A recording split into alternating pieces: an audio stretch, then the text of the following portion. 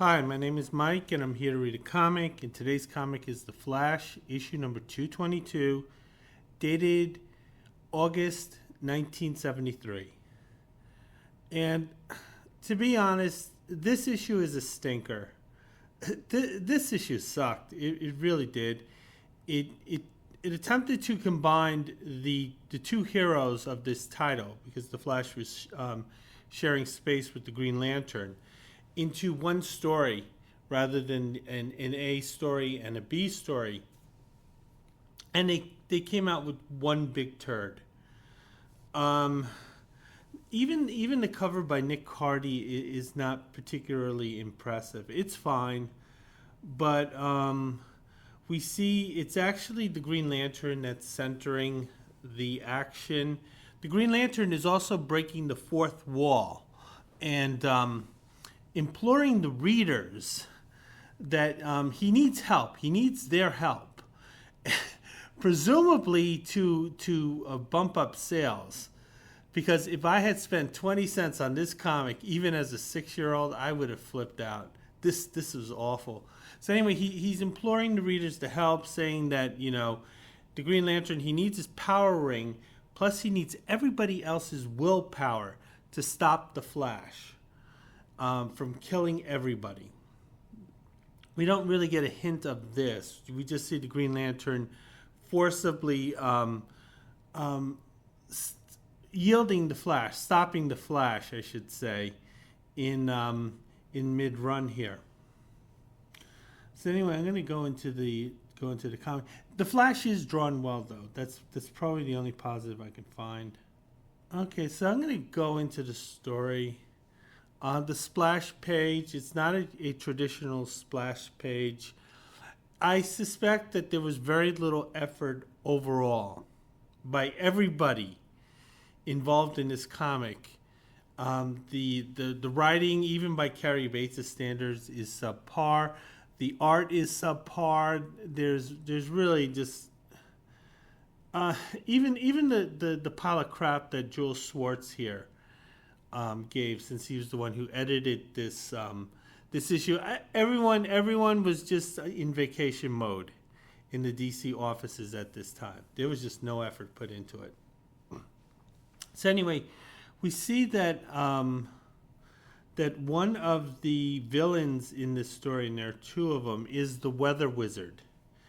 And we see him, he's rather whimsically using his powers to create kind of like this personal cloud of his.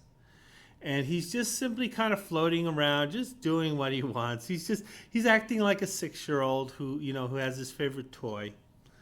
And in pursuit of him is the Flash. And the Flash is stopped and put in a stasis field by the Green Lantern. And the Flash is making the argument, "Hey, you're impeding me from stopping one of my rogues gallery's villains." And Green Lantern is telling him, "Listen, as much of a menace as that guy is, you're a bigger menace. Because every time you use your powers, some catastrophe occurs." And we're told that this story is the heart that attacked the world. The creative team, such as they were, is Cary Bates. The art is by Irv Novak, who does a subpar job. Frank McLaughlin and Dick Giordano. They also contribute to this eyesore. None of them. There are 3 guys involved. None of them improved the other one. And I said this is edited by Joel Schwartz. So we're going to go into the story. It opens up with Central City, as we see a comet streaking toward the city, kind of like how those missiles are streaking toward Tel Aviv. And it's a bright light that's going to threaten billions of lives, billions and billions of lives. And it's heading toward Central City, which is where the Flash is located. Then we're told to go to another city. This is where we're going to pay our attentions to, and it's Coast City, which is in Southern California. Now, at the time, when the Green Lantern, Green Arrow title had ended, the team was situated in San Francisco, and I believe that's what Denny O'Neil called it. There was always an issue with some of the writers, particularly the ones who had previously worked at Marvel. They wanted to use the proper names of the various cities throughout the country. DC had a series of analogs. So Gotham was New York, Metropolis was Chicago, Emerald City was Seattle, and so forth. Coast City is San Francisco. So it was a little confusing. Carey preferred using, I think, the DC analogs, but other writers changed it, so it was always a little confusing for me. And we're told that in Coast City, we hear there's one voice that we're supposed to pay attention to.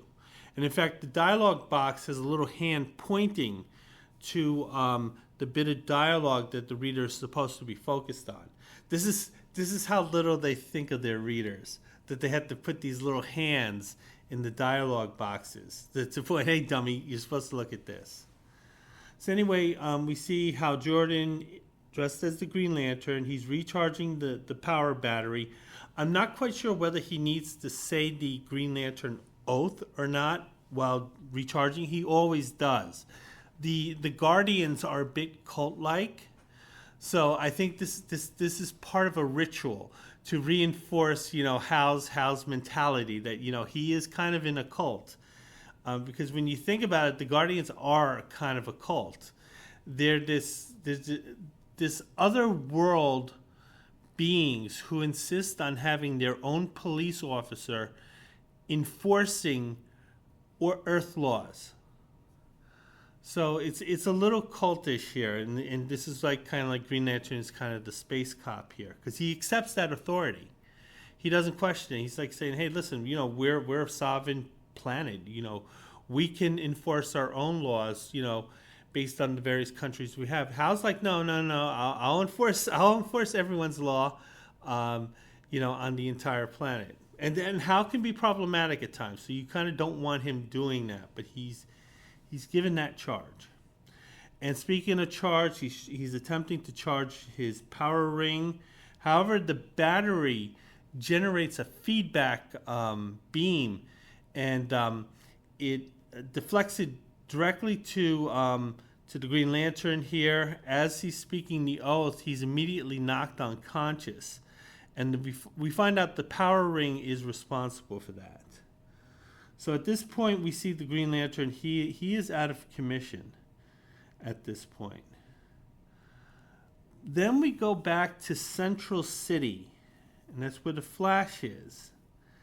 And we see a shadowy figure is trying to figure out various Earth names. So this entity is an alien, and it's an alien that has good knowledge of Earth, but not perfect knowledge. Like, the names are kind of a little confusing to this entity.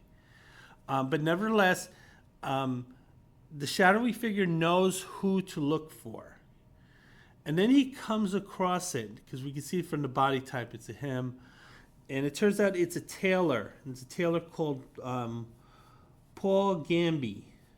I think this is a character that had appeared in Batman also, or there was a similar character to that, where this is a tailor to the crooks. This is a tailor to the super criminals. This person has figured out that, they have a law-abiding, established business, but at the same time, this business also will work with underworld figures, particularly those who are costumed and superpowered. And we see Paul here. He's bent over a sewing machine, and he's working on a costume that we know as Captain Boomerang's. The shadowy figure enters the store and catches Paul by surprise. And when Paul turns around, he sees that it's Sinestro, which is Green Lantern, the Earth's Green Lantern's biggest foe. Sinestro was a member of the Green Lantern Corps. Sinestro went renegade on him. You know, with a name like Sinestro, who knew? But Sinestro then turned on the Guardians and so forth, and all of the members of the Green Lantern Corps. He particularly dislikes Earth's Green Lantern, which is Hal, which is easy. It's not easy liking Hal. But nevertheless, Sinestro is presented as his main villain. We see Paul's pretty impressed with Sinestro here.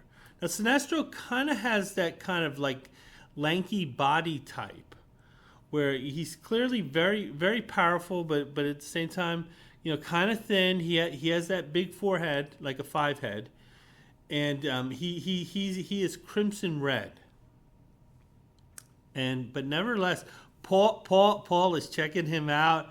He's saying, "I like what I see. That costume, you know, I couldn't do anything better than that. And you look marvelous in this. Let me tell you." Sinestro at this point must be kind of getting creeped out here.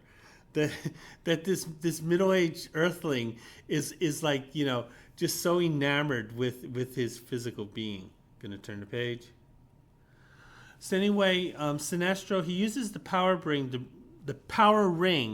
to bring forth the Captain Boomerang costume, because he wants to check it out to make sure he has the right tailor. And he finds out this is correct. Sinestro uncovers other costumes and uniforms worn by some of Flash's enemies, such as Mirror Master, Captain Cold, Weather Wizard, and the Top, and so forth. So Sinestro knew his information was good. His street information was correct. That this is a guy who has personal dealings with the criminal supervillain world. This is, I guess, similar to what the Tinker became during the Todd McFarlane years, because the Tinker, if you remember in Spider-Man, he was Spider-Man's like second foe, but he was kind of like a one and done villain. But then Todd McFarlane got the idea to, or it might have happened before Todd, where to bring him back as kind of like this, you know, this genius for hire. So if a supervillain is having problems, you know, he can go to the Tinker and have things worked out for him. And the Tinker is like really diligent about receiving his payments, because you don't want him collecting on that stuff. Anyway, Paul's seeing that Sinestro is making a mess here. He can't do anything about it. Sinestro is physically more.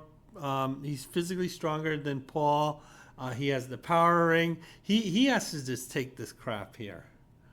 Paul thinks that Sinestro is here to shake him down. Sinestro's kind of insulted, you know, saying, "Listen, dude, I didn't come to Earth to shake your ass down. This is too beneath me, to be honest, and I'm really insulted at this point." But the thing is, Sinestro says that he already saw what he was looking for, and we can assume that it was probably one of those uniforms. So then what he does is that he uses his power ring to wipe the tailor's mind of this incident. So the thing is, the tailor's going to be fine, but he's going to have no memory of him encountering Sinestro, because Sinestro wants to leave as few footprints as possible. And turn the page. Same way we see Sinestro, he runs out of the shop. Paul probably has a time limit on the spell the Sinestro put on him, but nevertheless, Sinestro is running out of the shop. He has the Weather Wizard's costume in hand. And Sinestro seems to be concerned about the Guardians tracking him down, because when he did go rogue from the Corps, they're looking for him.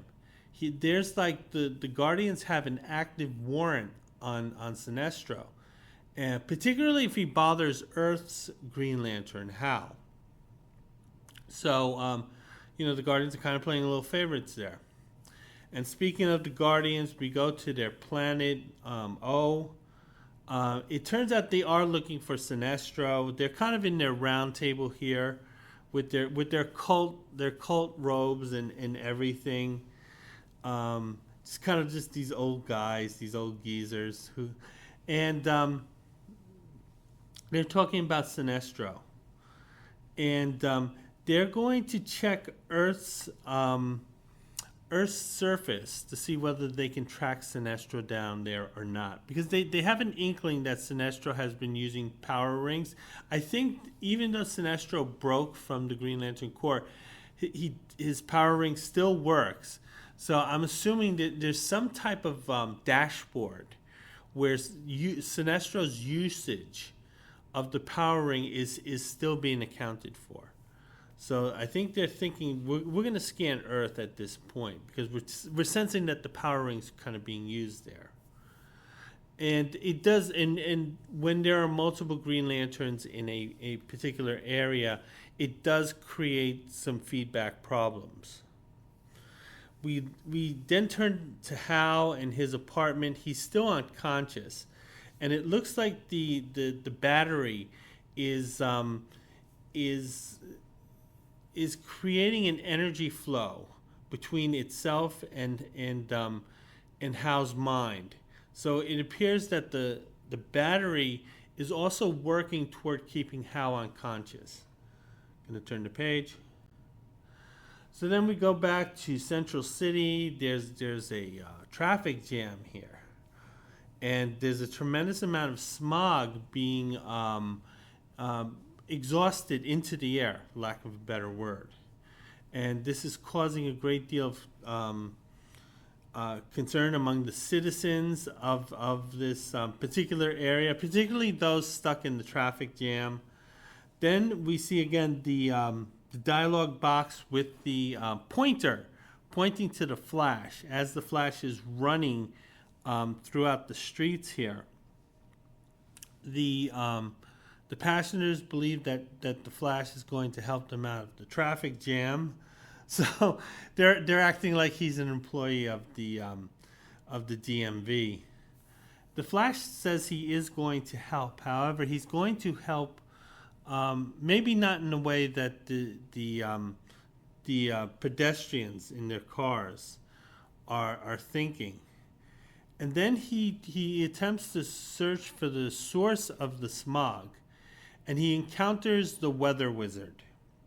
The Weather Wizard has just robbed the bank, and the Weather Wizard also acknowledges that he is the one responsible for all the smog in the city at this point, which he's kind of using as cover to rob this bank.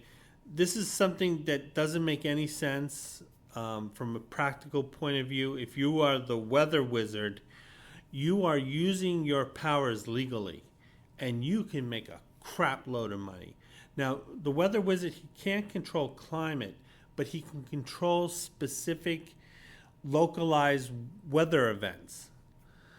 And do you know how much money this fucker can make by controlling the weather, and you know how much the clients would pay, and he would always have steady clients too. I will give him props for one thing when he robbed this bank, and that is he is getting a 100% return on what he stole. This is not like the Mirror Master who robs a jewelry store and then he goes to the fence and he maybe gets like 1/5 of the value of what he stole, if he's lucky. Weather Wizard, he goes for that bank. He gets that money. That money's good everywhere. He's not stealing gift cards. He steals Target gift cards. He can only spend that money at Target, but he can spend this money everywhere. Weather Wizard, he sees the Flash. You know, this is the big thing here. Weather Wizard, he has a lot of pride.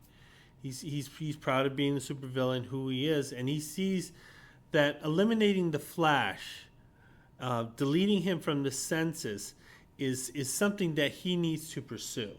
And he pursues it by using the smog and by creating kind of this smog snake, where the smog snake will sort of attack as a real snake, um, due to the weather wizard's commands. The weather wizard, from what I understand, he can't say conjure up weather, but if the conditions are available, he can take advantage of it. I think it's similar to Pyro in the X-Men. Like, Pyro can't create fire, but when a fire is lit, he can control it. So it looks like Weather Wizard has sort of the same skill set, but with a wider range of tactics and powers. Can you turn the page? Before I get back to the story, I'm going to take a look at this ad. The day Bill told off his boss. I always like this. You have Bill, who's kind of this stocky guy. He's wearing a cheap flannel shirt. I bet if he was smoking a cigarette and a little of the cigarette got on that shirt, it would explode in flames. We see the boss here. The boss is this angry old crank here. He's very threateningly telling Bill, "Get in here, Bill. I want to talk to you. You punched in 7 minutes late. I'm docking you an hour's pay, and it better not happen again, or else." And you see Bill. He's just looking at who we know as Mr. Bemis with such contempt here. Then Bill lays into Mr. Bemis, saying, "Oh yeah, I got news for you, Mr. Bemis. I've got a new job offer with a real future at twice the money." The Mr. Bemis says, "Ha, anyone be crazy to pay you that much." So Mr. Bemis is like, hey, Bill, I know how little I pay you, and God damn it, you're not even worth that. And mind you, what was the minimum wage in 1973? What was it, $2.40, something like that? So poor Bill might have been making the minimum wage, where he's getting less than $3 an hour. Of course, this is when you can buy comic books for 20 cents. Bill is telling Mr. Bemis that he studied electronics in his spare time, and that he can take his pick of good jobs. Mr. Bemis can't believe that, because he thinks Bill's a stupid moron. Bill's like, "Yes, now I've got a career. CIE made it easy. So goodbye to you and your crummy job." And so this is kind of like if you want to have like a take this job and shove it moment. They're saying that the Cleveland Institute of Electronics can help you. Turn the page. I'm going to go back to the story. As the Flash is preparing an offense against the Weather Wizard, he sees a second costume with no one in it heading toward him, and it's the Weather Wizard's costume. So he's kind of confused here, because he actually has the Weather Wizard right in front of him, but to the side he sees an empty version of one of his costumes. So this distraction is enough for the Weather Wizard to take advantage of this, and he creates a smog snake that kind of engulfs the Flash at this point. The empty costume, is still floating toward the Flash. The Flash has to deal with this smog snake and this kind of weird phenomenon. Now, the Weather Wizard actually is confused by this too, because he's saying, "Listen, that's my costume, that's my spare costume. I had nothing to do with this. But I'm going to take advantage of the situation and get out of here." So anyway, we see the smog snake. It's taking its toll on the Flash. The Flash is choking, having a hard time breathing. But then the Flash spins around like a top very quickly, and it depicitates gummies, the smog snake. So the smog snake is no more, particularly since the Weather Wizard isn't there to keep it together. However, the Flash has to concede that the Weather Wizard did win this first round. Gonna turn the page. So then we see the Weather Wizard is making a getaway. And the Weather Wizard is doing something that was similar to what Iceman would do with his ice sleighs. But instead, he's using stones. Sorry, he's using hailstones from a hailstorm to create a path for him to walk by.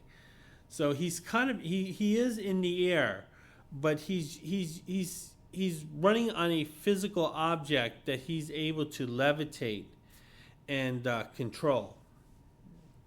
Sinestro catches up with the Weather Wizard, and he proposes an alliance because the Weather Wizard had no idea that it was Sinestro who was interfering with his first battle with the Flash, because obviously it was Sinestro who was controlling that empty costume.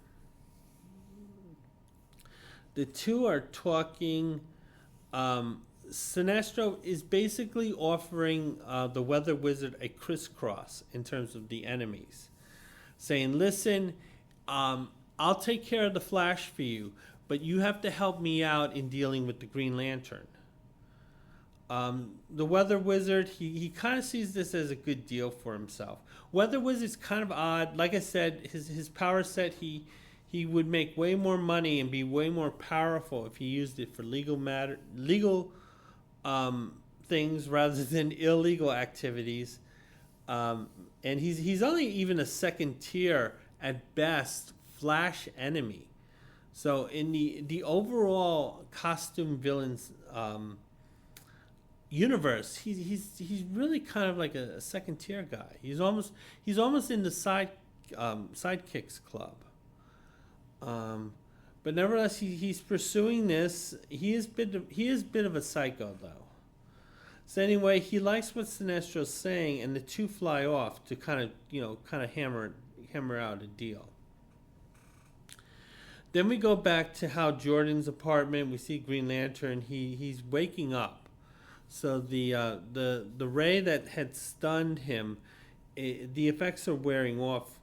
Green Lantern doesn't understand what's going on, but then he does, very quickly from one panel to another. And what's happening is that for the charge to work like that, how he gotten away from Hal, it means that there's Sinestro is in the area, because somehow Sinestro's power beam can screw up the battery for the Green Lanterns. So at this point, Hal knows that Sinestro is on Earth. Sinestro doesn't know this yet, because it just happened to be dumb luck that Hal happened to be recharging the ring when Sinestro used his power ring. So that was sort of just like a very minuscule, event that actually did occur. Gonna turn the page. Skip the ad. Go back to the story. Hal's trying to track down Sinestro because he knows what power ring is responsible for what happened in his apartment. And it looks like he's tracked it down to Central City, which apparently Central City is somewhere in the Midwest. Which is weird because I always thought Central City was Los Angeles. But anyway, we see Sinestro. He's displaying an image of the Flash to the Weather Wizard, and the two are talking. He's saying, "Hey guy, you really kind of want to get even with this guy, don't you? Huh? I can help you get even with this guy." Weather Wizard, he has some doubts in that he wants to be the one to murk the Flash. So he's saying, listen, I understand you want to do this crisscross, like, strangers on a train. But I'm going to take a lot of personal enjoyment from deleting the Flash off the census. And I don't want you to do that or to take that enjoyment away from me. Sinestro says, of course, you can go on to town with him. You can torture him as much as you want. How about I send you a hobo's dick cheese? Then you kill him, do your thing, skin the fucking bastard. Go to town, man. Go to town. No. In the meantime, and as usual, go fuck yourself. Gonna turn the page. So, Sinestro is saying what he needs from the Weather Wizard. Basically, he needs a smoke screen that will engulf the entire Earth.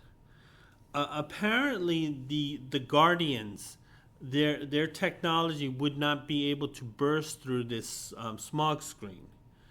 So the thing is that when the Weather Wizard creates the smog screen that engulfs the Earth, the Guardians won't be able to run any scans to see whether Sinestro's there.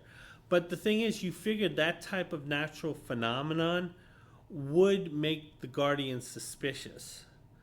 So it's sort of a situation, it's kind of like trying to erase your fingerprints. Not having fingerprints is just as identifiable as, having your normal fingerprints. So this is poor logic by Sinestro. We see the Flash. He's in action. He sees a helicopter. The helicopter is about to crash to the ground because one of the blades broke off. Flash is in this weird rural area, so he's definitely not in the city, but he's definitely in the rural areas. And I'm not sure why the helicopter's there, since it looks like it carries paying passengers. But the Flash uses his superpowers to create a vortex, and a wind event, kind of like a propeller, an updraft, underneath the helicopter, and this updraft is enough to sort of cushion the fall as the helicopter is coming down to the ground. Can you turn the page? So then the Flash, he's still having trouble with this helicopter here. Again, they have to drag this out, this creative team.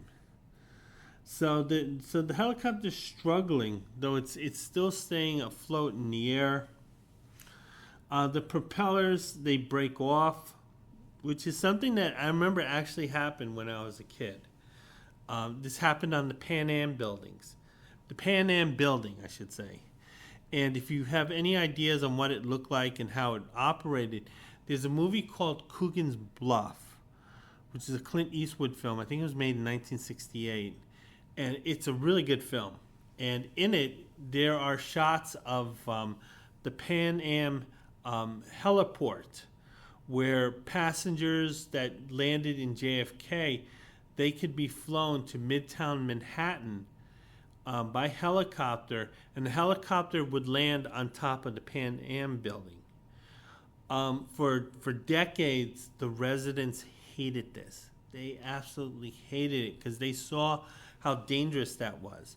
But because Pan Am was so rich and powerful, they were able to bully basically the richest people in New York, because the area where the Pan Am building was, that's where literally the richest people in the city lived.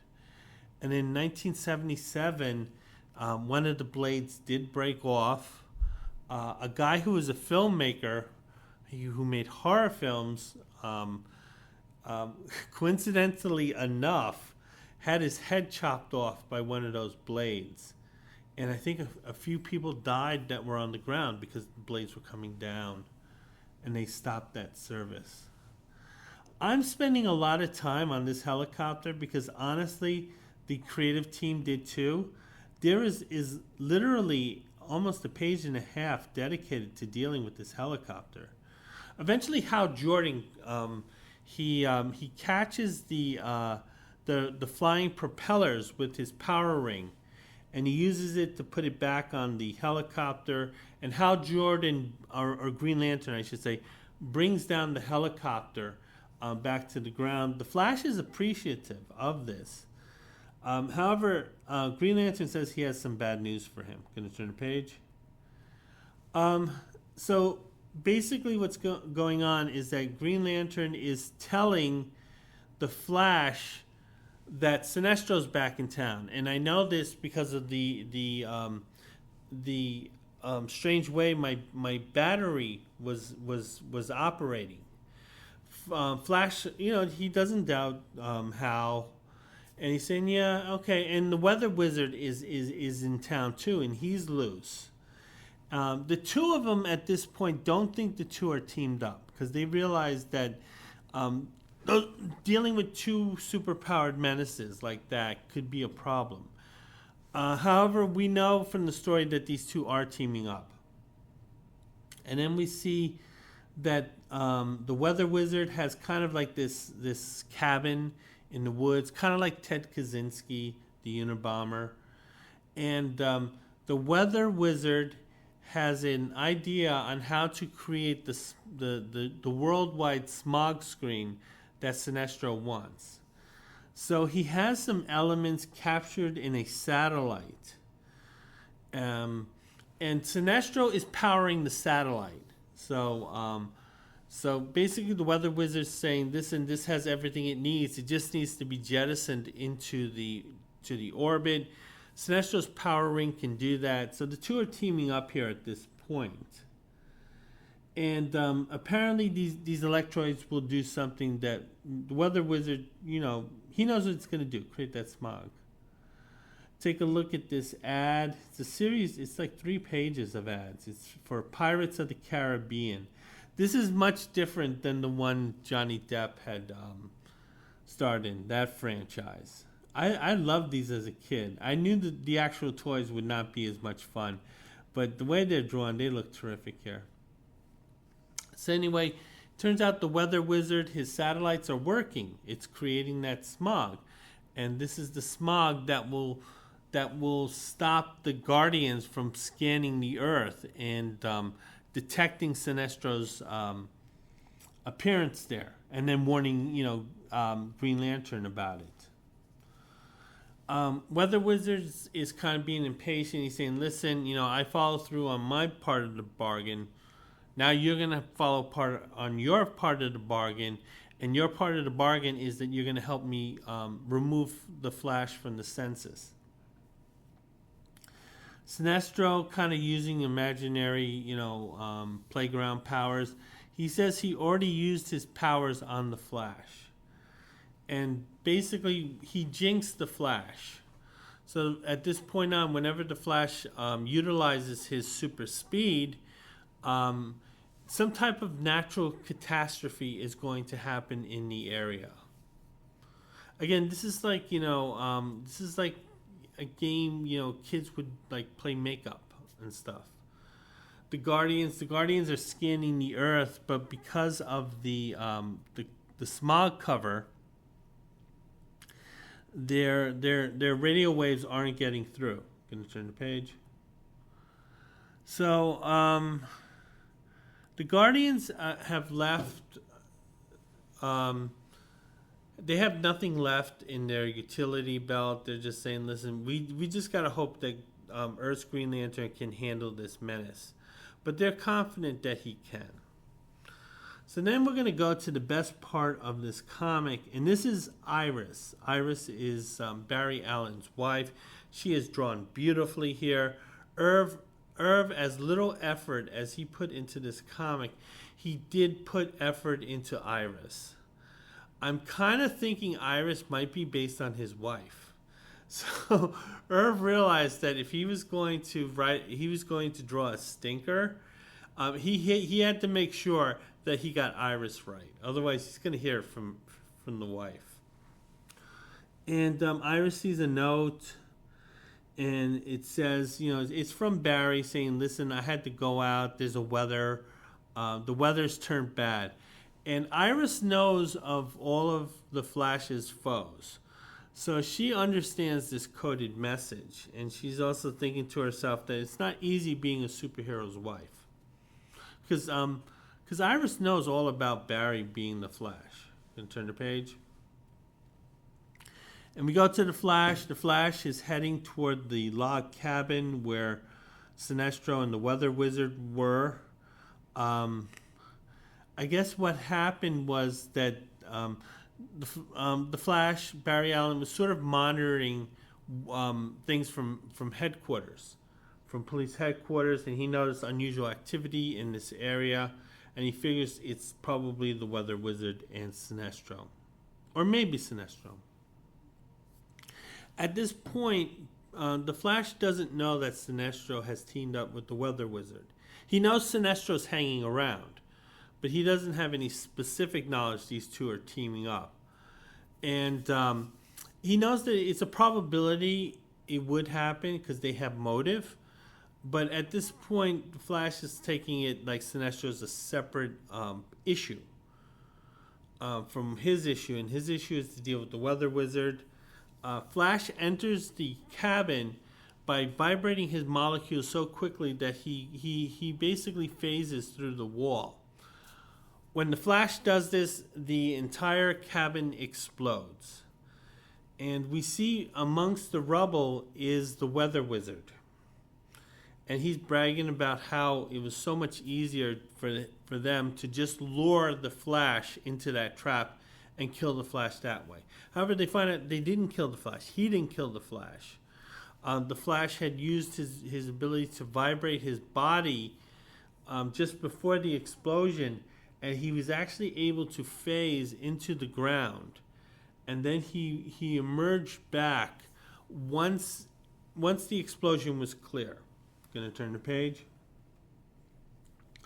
Weather Wizard, he's caught by surprise by this. But at the same time, he doesn't mind it either, because he was like, hey, I want to kill this guy. I really want to murk this guy. I really don't like him. I just want to murk him. So that fantasy is still kept alive. Because one of the things that Weather Wizard was complaining about is that whenever he tries to flex his muscle in that world, he tends to get corrected by either some other mob boss or some other foe. We see the Flash. The Flash is caught by surprise. No, actually, the Weather Wizard's caught by surprise. The Flash is catching the Weather Wizard by surprise. He uses his super speed to kind of disorient the Weather Wizard. The Weather Wizard fights back, and he's noticing that there are large trees that have been uprooted and are levitating into the sky. The Weather Wizard figures this is the trap that Sinestro trapped for the Flash. Whenever the Flash uses his powers, there'll be some type of natural catastrophe, and these 5 trees uprooting themselves is that catastrophe. Weather Wizard is kind of like, he's beaming with pride because, the Sinestro follow through with his promise. Weather Wizard, he's creating a cloud for himself, and he's going to sort of, travel through the areas that he's affecting. He wants to make sure his power is being used correctly and it's working. Gonna turn the page. I'll skip these ads. So Green Lantern, he sees the trees. The trees are levitating up in the air. He needs to do something because he realizes that what goes up comes down. So the Green Lantern, he turns the trees into sawdust. Now, then we cut to the Weather Wizard. Weather Wizard is chasing the Flash. So at this point, the Weather Wizard is on the offense here, and he's able to keep up with the Flash because his personal cloud is fast enough to catch up with the Flash. And the Weather Wizard uses his extreme cold from his weather wand to sort of incapacitate the Flash. And the Flash doesn't know what to do at this point because he's turning into a human popsicle. The Flash uses his super speed and his vibrations to sort of melt the ice off of him. However, during this time, there is a bus filled with passengers that is riding along this area here. The Weather Wizard takes possession of the bus and levitates it, I guess using some type of localized weather event, and uses a weather event to place the truck on top of this mountain here. So The Weather Wizard kind of understands how to use these powers of his to put the Flash in these situations where he has to exert effort in using his power. The Flash does so, runs up the side of the mountain here to help the passengers on the bus. The Weather Wizard, he's just enjoying this because he knows that this is a trap that's going to be sprung on the Flash. Take a look at DC's subscription service. It's Prez, the first issue. I remember enjoying that comic book. I thought that was a fun issue. And yeah, we see their superhero comics, romance, war. Yeah. So anyway, Hal heads toward the bus because Hal's a part of this story. Hal, the Green Lantern. He heads toward the bus. He sees the Flash is helping. Now, the Flash hasn't solved the problem, but the Flash is helping because the bus, as it's teetering and tottering off the side of the mountain, it comes to one side. And the Flash is there to slow the descent of the bus. So at least the bus, there's no immediate danger because the bus driver is able to kind of even things out. And then we see the Flash, we see the Green Lantern. The Green Lantern takes advantage of the situation to rescue the bus. The Flash is thankful for this, saying, listen, you're kind of a couple of steps ahead of me. Your power ring is way more useful in this situation than my powers is. Green Lantern puts the bus back on the road. So at this point, the bus is back on schedule. Weather Wizard is watching this. He's not terribly upset. I think he had vague notions of what to do with the bus, but now that it's out of his hand, he can kind of something much more direct, like a fatal lightning bolt or something. What the Weather Wizard did, it ends up punishing the Flash. So the Flash is incapacitated at this time. The Weather Wizard knows that he's responsible for it. It turns out the passengers on the bus, they exit the bus to see what's going on. They see the fight with the Weather Wizard and the Flash, and they see Green Lantern there. So they're trying to make sense of the situation. There is one very noticeable member of the passenger list here, and it looks like Sinestro. The natural catastrophes that were supposed to happen every time the Flash uses his power is happening. There's a landslide coming toward the Flash and the Weather Wizard. The Flash realizes he can be killed in this situation. He also realizes the Weather Wizard could be killed also. And the Flash is using his powers to save the Weather Wizard. So he has no intentions of murking this guy. The Weather Wizard wants to murk the Flash, but the Flash is like, dude, I'm happy to see you in prison. I am happy to see you rotting away in prison. And, you thinking about all that money you could have made legally instead of pursuing, this vengeance tour illegally. Green Lantern, he sees one of the bus passengers is walking away. He looks a little suspicious. He has this really big head, kind of like this really crimson red sunburn. So Green Lantern investigates. He's not subtle about it. He blasts this individual with his power ring. The power ring is enough to knock Sinestro unconscious. So at this point, Sinestro is out of the battle theater. So this is how quickly this story is wrapping up, because the two villains have already been captured. But the thing is, the disasters are still active because we'll find out in this upcoming panel. But we see Green Lantern is turning an accusatory look at the Flash. J'accuse. And turn the page. So it turns out this is the nonsense we're being spoon-fed. is that somehow the rhythms of the Flash's, Barry Allen's heart, is in tune with the Earth's core, and whenever the heart and the Earth's core, their hearts, they're active, that's kind of a bad thing, and that's something that they had to fix. But the thing is that as the Flash was using more and more of his powers, there would have been more and more catastrophes, and this would have caused the Earth to get destroyed. So Sinestro, on one hand, was like, hey, I'll help the Weather Wizard kill his enemy, but Sinestro was like, I'll help him, kill everyone else on this planet.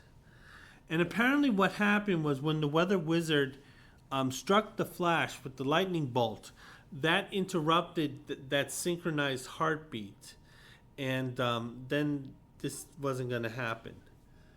I'm going to turn the page. So anyway, the Weather Wizard's angry. He's all captured. He had to listen to Hal and Barry, the Flash, Green Lantern, make sense of this because this guy couldn't. Weather Wizard, he couldn't. Green Lantern, he's not speaking in court. He's speaking to the Guardians, saying, "Listen, my cult masters. I've enforced Earth's laws to your happiness." And then the last panel ends with Barry and Iris. Again, they're married.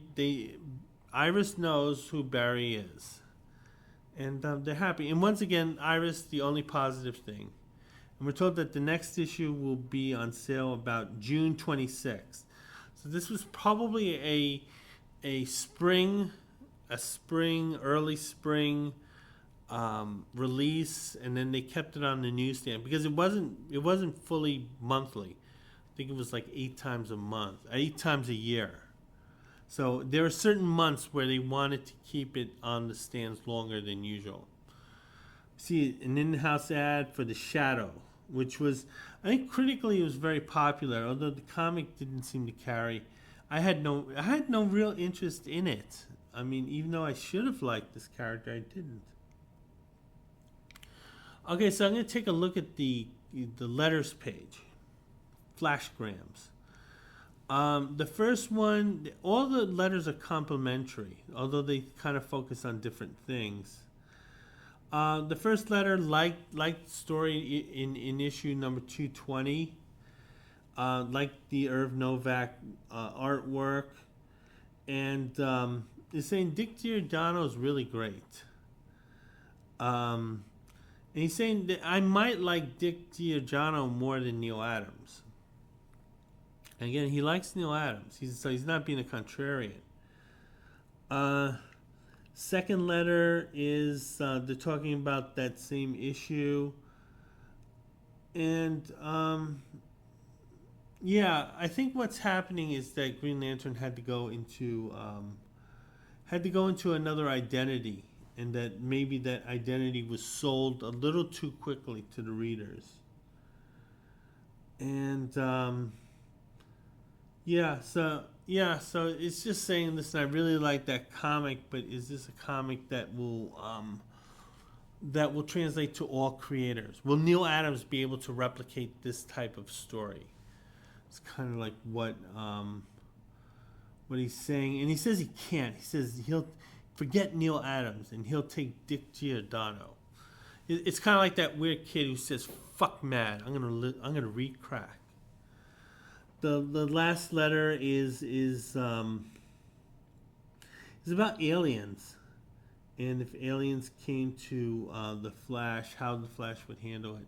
I have no idea what the writer is trying to get at. See House of Secrets, and that's another not entirely monthly series. Beautiful cover though.